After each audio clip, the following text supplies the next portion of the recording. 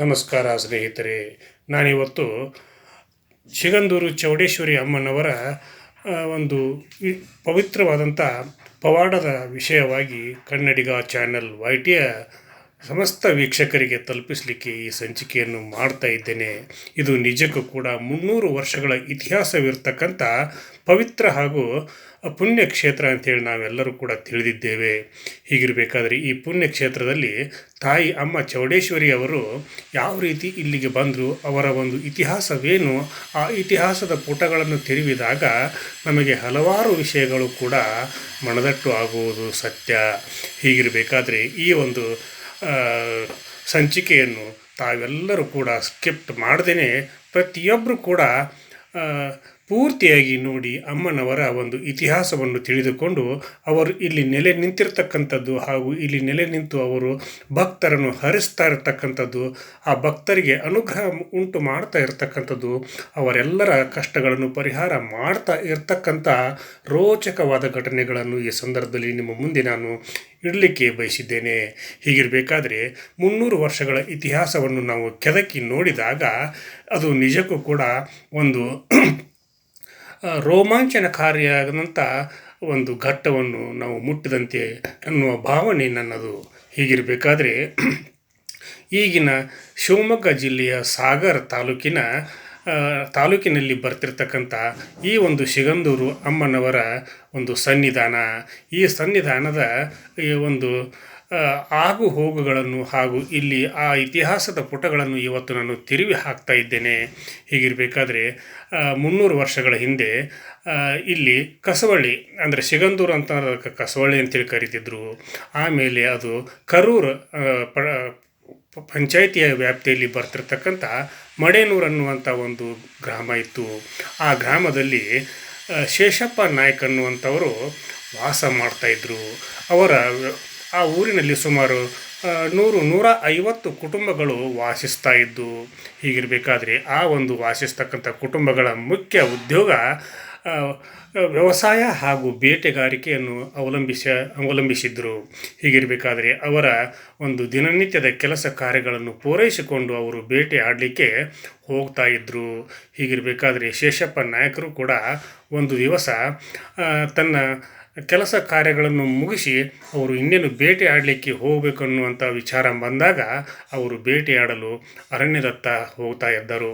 ಆ ಸಮಯದಲ್ಲಿ ಅವರು ಹೋಗ್ತಾ ಅವರು ಬೇಟೆ ಆಡಲಿಕ್ಕೆ ಹೋಗ್ತಾ ಇರತಕ್ಕಂಥ ಸಂದರ್ಭದಲ್ಲಿ ಅವರು ಹಿಂದೆ ತಾನು ಬಂದಂಥ ದಾರಿಯನ್ನೇ ಮರೆತು ಬಿಟ್ಟರು. ಹೀಗಿರಬೇಕಾದ್ರೆ ಕಾಡಿನ ಮಧ್ಯದಲ್ಲಿ ಅವರಿಗೆ ದಾರಿಯೇ ಸಿಗಲಿಲ್ಲ. ಹೀಗಿರಬೇಕಾದ್ರೆ ಅಲ್ಲಿ ಅವರಿಗೆ ತುಂಬ ಒಂದು ಭಯಾನಕ ಒಂದು ಸ್ಥಿತಿಯು ಉಂಟಾಯಿತು. ಅವರ ಕಣ್ಣುಗಳು ಮಂಜು ಆದವು. ಆ ನಂತರ ಅಲ್ಲಿ ಅವರಿಗೆ ಒಂದು ಅಶರೀರವಾಣಿಯೂ ಆಯಿತು. ಇಲ್ಲ, ನಾನು ಸದ್ಭಕ್ತರನ್ನು ಹಾಗೂ ನಾಡನ್ನು ರಕ್ಷಣೆ ಮಾಡಲಿಕ್ಕೆ, ಈ ನಾಡಿನಲ್ಲಿ ನಾನು ಶಾಂತಿ ಸುಭಿಕ್ಷೆಯನ್ನು ನೀಡಲಿಕ್ಕೆ, ಎಲ್ಲ ಭಕ್ತರಿಗೆ ಹರಸಲಿಕ್ಕೆ ನಾನು ಇಲ್ಲಿ ಬಂದಿದ್ದೇನೆ.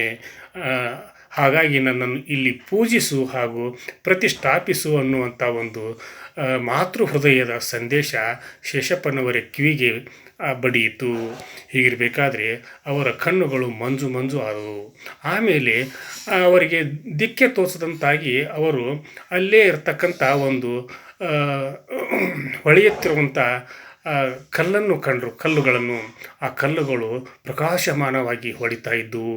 ಆಮೇಲೆ ಆ ಪ್ರಕಾಶಮಾನವಾಗಿ ಹೊಳಿತಾ ಇರತಕ್ಕಂಥ ಕಲ್ಲುಗಳನ್ನು ನೋಡಿದಾಗ ಅವರಿಗೆ ಭಯ ಉಂಟಾಯಿತು. ಹಾಗೆ ಅವರು ಅಲ್ಲೇ ಇರ್ತಕ್ಕಂಥ ಒಂದು ಮರದ ಮೇಲೆ ಏರಿ ಕುಳಿತು ನೋಡಿದಾಗ ಆ ಒಂದು ಹೊಳೆಯುತ್ತಿರುವ ಕಲ್ಲುಗಳ ಒಂದು ಮುಂದೆ ಒಂದು ದೊಡ್ಡ ಕಾಳಿಂಗ ಸರ್ಪ ಇತ್ತು. ಆ ಕಾಳಿಂಗ ಸರ್ಪ ನೋಡಿದಾಗ ಇವರು ತಮ್ಮ ಇಂಗಾಬಲ ಕುಸಿದು ಹೋಯಿತು. ಆಮೇಲೆ ಇವರು ಇಳಿದು ಹೋಗ್ಲಿಕ್ಕೂ ಆಗ್ತಾಯಿಲ್ಲ. ಆಮೇಲೆ ಅಲ್ಲಿ ಕುಳಿತುಕೊಳ್ಳಲಿಕ್ಕೂ ಆಗ್ತಾಯಿಲ್ಲ. ಆಮೇಲೆ ಅವರು ಕೆಲವೊಂದು ಗಂಟೆಗಳ ತರುವಾಯ ಹಾಗೂ ಹೀಗೂ ಮಾಡಿ ಅವರು ಕೆಳಗೆ ಇಳಿದು ಮತ್ತೆ ಮರಳಿ ತನ್ನ ಊರಿಗೆ ಬರ್ತಾರೆ. ಊರಿಗೆ ಬಂದು ಅವರು ಮಲಗ್ತಾರೆ, ಊಟ ಮಾಡಿ ಮಲಗ್ತಾರೆ. ಆಮೇಲೆ ಅದೇ ಒಂದು ವಿಚಾರಗಳನ್ನು ಅವರು ತಮ್ಮ ಮನದಾಳದಲ್ಲಿ ಮಾತಾಡ್ಕೊಳ್ತಾ ಮಲಗ್ತಾರೆ. ಬೆಳಗ್ಗೆ ಎದ್ದು ಅವರು ಹೀಗೀಗಾಯಿತು ಅನ್ನುವಂಥ ಒಂದು ವಿಚಾರವನ್ನು ಮತ್ತೆ ನೋಡಿದ್ರಾಯಿತು ಅಂತ ಹೋದಾಗ ಅಲ್ಲೇ ಇರ್ತಕ್ಕಂಥ ಒಂದು ಹೊಳೆಯುತ್ತಿರುವಂಥ ಕಲ್ಲುಗಳು ಅವು ಮೂರ್ತಿಗಳಾಗಿದ್ದವು. ಮೂರ್ತಿಗಳಾದಾಗ ಅಲ್ಲೇ ಆ ಒಂದು ಕಾಳಿಂಗ ಸರ್ಪವೂ ಕೂಡ ಆ ಮೂರ್ತಿಗಳನ್ನು ಕಾಯ್ತಾ ಇತ್ತು. ಅದನ್ನು ಈ ಶೇಷಪ್ಪನವರು ನೋಡಿದಾಗ ಆ ಕಾಳಿಂಗ ಸರ್ಪ ಶರಾವತಿಯ ನದಿಯಲ್ಲಿ ಅದು ಮಾಯವಾಗಿ ಹೋಯಿತು. ಆಮೇಲೆ ಅವರು ಮರಳಿ ಊರಿಗೆ ಬರ್ತಾರೆ. ಊರಿಗೆ ಬಂದು ಅವರು ಪಂಚಾಯಿತಿಯ ಮುಖಂಡರ ಮುಂದೆ ನಡೆದಿರ್ತಕ್ಕಂಥ ವೃತ್ತಾಂತವನ್ನು ಕೂಡ ಹೇಳ್ತಾರೆ. ಈ ವೃತ್ತಾಂತವನ್ನು ಕೇಳಿರ್ತಕ್ಕಂಥ ಪಂಚಾಯಿತಿಯ ಮುಖಂಡರು ಕೂಡ ಆಶ್ಚರ್ಯಭರಿತರಾಗಿ ಆಮೇಲೆ ಆ ಒಂದು ಸನ್ನಿಧಾನದ ಒಂದು ಪರಿಸ್ಥಿತಿಯನ್ನು ಅವಲೋಕನ ಮಾಡಿದಾಗ ಅವರೆಲ್ಲರೂ ಕೂಡಿ ಅಲ್ಲಿ ಹೋಗಿ ಆ ಒಂದು ವಿಗ್ರಹಗಳು ಇದ್ದಿರತಕ್ಕಂಥ ಒಂದು ಸ್ಥಳದಲ್ಲಿಯೇ ಒಂದು ಚಿಕ್ಕದಾದ ಗುಡಿಯನ್ನು ನಿರ್ಮಾಣ ಮಾಡ್ತಾರೆ. ಆಮೇಲೆ ಆ ಗುಡಿಗೆ, ಆ ದೇವಸ್ಥಾನಕ್ಕೆ, ಆ ಮೂರ್ತಿಗಳಿಗೆ ಪೂಜೆ ಮಾಡಲಿಕ್ಕೆ ಶೇಷಪ್ಪನವರೇ ನೀವೇ ಅದಕ್ಕೆ ಸೂಕ್ತವಾದ ವ್ಯಕ್ತಿ, ನೀವೇ ಅದನ್ನು ಮುಂದುವರಿಸಿಕೊಂಡು ಹೋಗ್ರಿ ಅನ್ನುವಂಥ ಮಾತನ್ನು ಕೂಡ ಊರಿನ ಪ್ರಮುಖರು, ಊರಿನ ಮುಖ್ಯಸ್ಥರು ಶ್ರೀ ಶೇಷಪ್ಪನವರಿಗೆ ಹೇಳ್ತಾರೆ. ಆ ಸಂದರ್ಭದಲ್ಲಿ ಶೇಷಪ್ಪನವರು ವಿಚಾರ ಮಾಡ್ತಾರೆ, ನಾನು ಈ ಪೂಜೆಯನ್ನು ಮಾಡಲಿಕ್ಕೆ ಸಾಧ್ಯ ಇಲ್ಲ. ಈ ಒಂದು ಪೂಜಾ ಕೈಂಕರ್ಯವನ್ನು ಬ್ರಾಹ್ಮಣರ ಮುಖಾಂತರ ಮಾಡಿಸಿದರಾಯಿತು. ಅವರು ವೇದ ಪುರಾಣ ಪಠಣಗಳನ್ನು ಮಾಡಿ ಶಕ್ತಿಯನ್ನು ತುಂಬಿ ದೇವತೆಗೆ ಪೂಜೆಯನ್ನು ಮಾಡಿದರೆ ಅದರಿಂದ ಒಳ್ಳೆಯ ಸಂಕಲ್ಪಗಳನ್ನು ಮಾಡಿಕೊಂಡಿರ್ತಕ್ಕಂಥ ಭಕ್ತರಿಗೆ ಇನ್ನೂ ಒಂದು ಆದರ್ಶ ಹಾಗೂ ಉದ್ಧಾರವಾಗುವಂಥ ಸನ್ನಿವೇಶಗಳು ಎದುರಾಗಬಹುದು ಅನ್ನುವಂಥ ಒಂದು ಉದ್ದೇಶದಿಂದ ಅವರು ಇಲ್ಲ, ನಾನು ಈ ಸಂದರ್ಭದಲ್ಲಿ ಪೂಜೆ ಮಾಡಲಿಕ್ಕೆ ನನ್ನಿಂದ ಸಾಧ್ಯವಿಲ್ಲ, ನೀವೆಲ್ಲರೂ ಕೂಡಿಕೊಂಡು ಬ್ರಾಹ್ಮಣ ಪುರೋಹಿತರನ್ನು ನೇಮಕ ಮಾಡಿರಿ ಅನ್ನುವಂಥ ಒಂದು ಕೋರಿಕೆಯನ್ನು ಮುಂದೆ ಇಡ್ತಾರೆ. ಇಲ್ಲ ಶೇಷಪ್ಪನವರೇ, ನೀವೇ ಅದಕ್ಕೆ ಸೂಕ್ತವಾದ ವ್ಯಕ್ತಿ, ನೀವೇ ಮಾಡಿಕೊಂಡು ಹೋಗ್ರಿ, ಪೂಜೆಯನ್ನು ಮಾಡಿಕೊಂಡು ಹೋಗ್ರಿ ಅನ್ನುವಂಥ ಮಾತನ್ನು ಕೂಡ ಆ ಗುರು ಹಿರಿಯರು ಹೇಳಿದಾಗ ಇಲ್ಲ ನಾನು ಪೂಜೆ ಮಾಡಲಿಕ್ಕೆ ಬ್ರಾಹ್ಮಣರನ್ನೇ ಈ ಒಂದು ಕೆಲಸಕ್ಕೆ ಹಚ್ಚಬೇಕು, ಅದಕ್ಕಾಗಿ ನೀವೆಲ್ಲರೂ ಕೂಡ ಅದನ್ನೇ ಮಾಡಬೇಕು ಅನ್ನುವಂಥ ವಿಚಾರವನ್ನು ಪ್ರಸ್ತಾಪ ಮಾಡಿದಾಗ ಅವರು ಎಲ್ಲರೂ ಕೂಡಿ ಒಬ್ಬ ಬ್ರಾಹ್ಮಣ ಪುರೋಹಿತರನ್ನು ಹಾಗೂ ಪೂಜಾರಿಗಳನ್ನು ಅಲ್ಲಿ ಪೂಜಾ ಕೈಂಕರ್ಯಗಳನ್ನು ನೆರವೇರಿಸಲಿಕ್ಕೆ ಆ ಒಂದು ಪ್ರದೇಶದಲ್ಲಿ, ಆ ದೇವಿಯ ಸನ್ನಿಧಾನದಲ್ಲಿ ಪೂಜೆ ಕೈಂಕರ್ಯಗಳನ್ನು ನೆರವೇರಿಸಲಿಕ್ಕೆ ನೇಮಿಸ್ತಾರೆ. ಹಾಗೆ ಅವರು ಪೂಜೆ ಮಾಡ್ತಾ ಅಲ್ಲಿ ಇರ್ತಕ್ಕಂಥ ದೇವಿಗೆ ಇನ್ನೂ ಹೆಚ್ಚಿನ ಶಕ್ತಿ ಬಂದಂತಾಗಿ ಅಲ್ಲಿ ನಡೆದುಕೊಳ್ತಿರ್ತಕ್ಕಂಥ ಎಲ್ಲ ಭಕ್ತರಿಗೂ ಕೂಡ ಒಳಿತಾಗ್ತಾ ಬರ್ತಾ ಇರೋದು ಕೂಡ ಅವರ ಗಮನಕ್ಕೆ ಬಂತು. ಹೀಗಿರಬೇಕಾದ್ರೆ ಅದು ಸುಮಾರು 300 ವರ್ಷಗಳ ಇತಿಹಾಸವಿರತಕ್ಕಂಥ ಈ ದೇವಾಲಯ ನಿಜಕ್ಕೂ ಕೂಡ ಪಾವನವಾದಂಥ ದೇವಾಲಯ.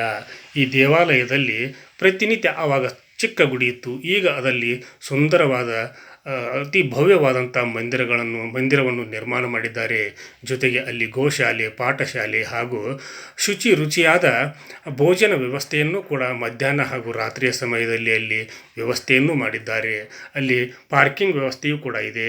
ಆಮೇಲೆ 2.5 ಕಿಲೋಮೀಟ್ರ್ ಅಂತ ನೀರಿನಲ್ಲಿ ದಾಟಿ ಹೋಗಬೇಕಾದ್ರೆ ಮೊದಲು ಚಿಕ್ಕ ಬೋಟ್ಗಳಿದ್ದು, ಆಮೇಲೆ ಈಗ ಅಲ್ಲಿ ಲಾಂಚನ್ನು ನಿರ್ಮಾಣ ಮಾಡಿದ್ದಾರೆ.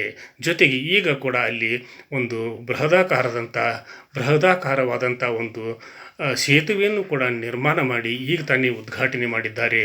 ಅಲ್ಲಿ ಪ್ರತಿನಿತ್ಯ ಪಾಠ ಪ್ರವಚನಗಳು, ದೇವಿಯ ಸ್ತುತಿಗಳು ಹಾಗೂ ಸಾಕ್ಷಾತ್ ದೇವಿಯ ಒಂದು ಪವಾಡಗಳು ಪ್ರತಿನಿತ್ಯ ನಡೀತಾ ಇವೆ.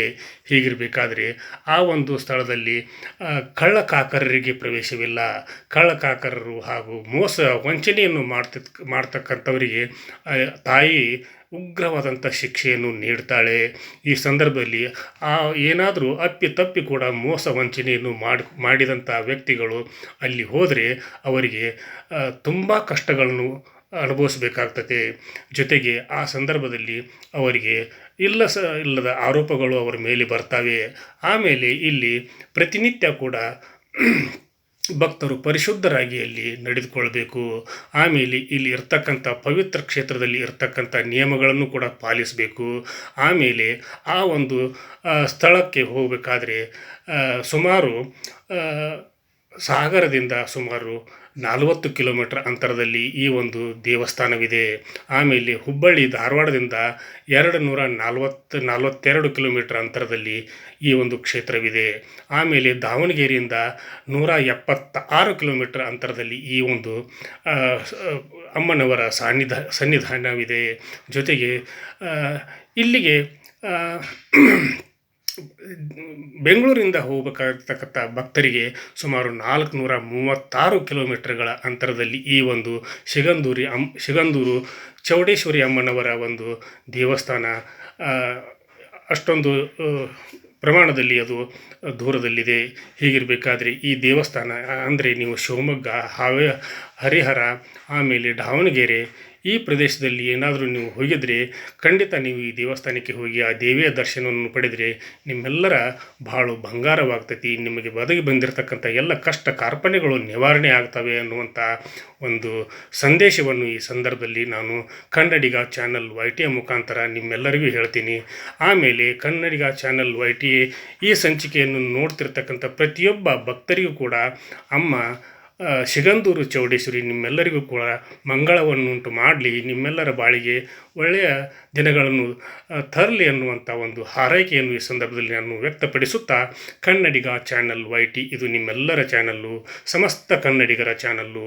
ಕನ್ನಡಿಗ ಚಾನಲ್ YTಯಲ್ಲಿ ಬರ್ತಿರ್ತಕ್ಕಂಥ ಪ್ರತಿಯೊಂದು ಸಂಚಿಕೆಗಳು ಸತ್ಯವಾಗಿರ್ತವೆ ಅನ್ನೋದಕ್ಕೆ ಅಮ್ಮನವರ ಈ ಚೌಡೇಶ್ವರಿ ಅಮ್ಮನವರ ಸಂಚಿಕೆಯು ಸಾಕ್ಷಿ. ಆದ್ದರಿಂದ ಪ್ರತಿಯೊಬ್ಬರು ಕೂಡ ಸಬ್ಸ್ಕ್ರೈಬ್ ಮಾಡದೇ ಇರತಕ್ಕಂಥವ್ರು ಈ ಸಂಚಿಕೆಗೆ ಸಬ್ಸ್ಕ್ರೈಬ್ ಮಾಡಿರಿ, ಶೇರ್ ಮಾಡಿರಿ, ಲೈಕ್ ಮಾಡಿರಿ. ಹಾಗೂ ಅಮ್ಮನವರ ಒಂದು ಸಂಚಿಕೆಗೆ ನಿಮ್ಮ ಕಮೆಂಟನ್ನು ಕೂಡ ನನ್ನ ಜೊತೆಗೆ ಹಂಚಿಕೊಳ್ರಿ. ಈ ಸಂಚಿಕೆಯನ್ನು ಪ್ರತಿಯೊಬ್ಬ ಭಕ್ತರಿಗೂ, ಪ್ರತಿಯೊಬ್ಬ ವ್ಯಕ್ತಿಗಳಿಗೂ, ಪ್ರತಿಯೊಂದು ಕುಟುಂಬಕ್ಕೂ ಕೂಡ ನೀವು ನಾಡಿನ ಜನತೆ ತಿಳಿಸ್ರಿ ಅನ್ನುವಂಥ, ಕಳಿಸ್ರಿ ಅನ್ನುವಂಥ ಒಂದು ಕಳಕಳಿಯ ವಿನಂತಿಯನ್ನು ಈ ಸಂದರ್ಭದಲ್ಲಿ ನಾನು ಇವತ್ತು ಮಾಡಿಕೊಂಡು ನಾಳಿನ ಸಂಚಿಕೆಯೊಂದಿಗೆ ತಮ್ಮ ಜೊತೆಗೆ ಹಾಜರಾಗ್ತೀನಿ. ಅಲ್ಲಿವರೆಗೂ ನನ್ನ ನಮಸ್ಕಾರ.